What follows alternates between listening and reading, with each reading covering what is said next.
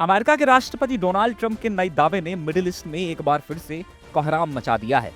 20 साल तक हजारों सैनिकों के बलिदान के बाद भी अफगानिस्तान से असफल लौटी अमेरिकी सेना को लेकर ट्रंप ने दावा किया है कि वो एक बार फिर से अफगानिस्तान में वापसी करने वाले हैं। ट्रंप ने गुरुवार को कहा कि वो अफगानिस्तान के बगराम एयरबेस पर अमेरिकी उपस्थिति को एक बार फिर से स्थापित करने की कोशिश कर रहे हैं।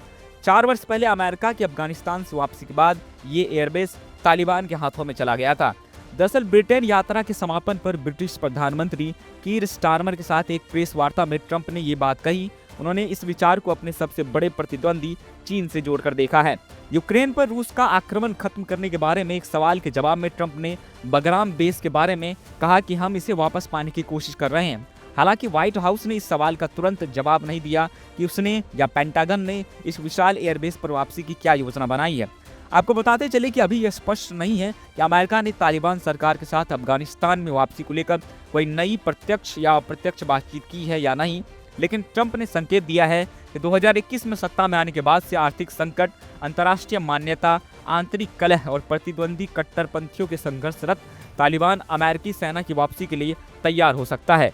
इसके साथ ही ट्रंप ने यह भी कहा है कि हम उसे वापस पाने की कोशिश कर रहे हैं क्योंकि उन्हें भी हमें कुछ चाहिए। उन्होंने कहा कि हम उस बेस को हासिल करना चाहते हैं क्योंकि उस जगह से 1 घंटे की दूरी पर चीन अपने परमाणु हथियार बनाता है। बताते चले कि अमेरिका और तालिबान के बीच अफगानिस्तान में तालिबान की वापसी के बाद पहली बार औपचारिक बातचीत फरवरी 2020 में शुरू हुई थी। 29 फरवरी 2020 को दोहा कतर में agreement for bringing peace to Afghanistan पर हस्ताक्षर किए गए थे। इस समझौते में अमेरिका ने 1 मई 2021 तक अपने सभी सैनिकों की वापसी की योजना बनाई थी और बदले में तालिबान ने अलकायदा जैसे आतंकवादी समूहों को अफगानिस्तान में सक्रिय होने से रोकने का वादा किया था। इस समझौते के समय अमेरिका में ट्रंप की सरकार थी, लेकिन अगले चुनाव में ट्रंप की रिपब्लिकन पार्टी चुनाव हार गई और ट्रंप को अपनी सत्ता गंवानी पड़ी। इस वजह से अमेरिकी सैनिकों की वापसी अगले राष्ट्रपति जो बाइडेन के नेतृत्व में संपन्न हुई। अब इसको लेकर ट्रंप ने सवाल खड़े करने शुरू कर दिए हैं।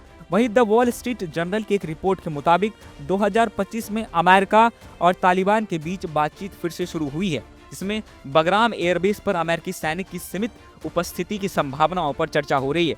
ये वार्ता अमेरिकी विशेष दूत एडम वुलोहर की अगुवाई में हो रही है और इसमें कैदी विनियम, आर्थिक सहयोग और सुरक्षा समझौते पर भी विचार कर रहे हैं। खैर, ट्रंप के इस बयान पर अब कई तरह के सवाल भी खड़े होने लगे हैं।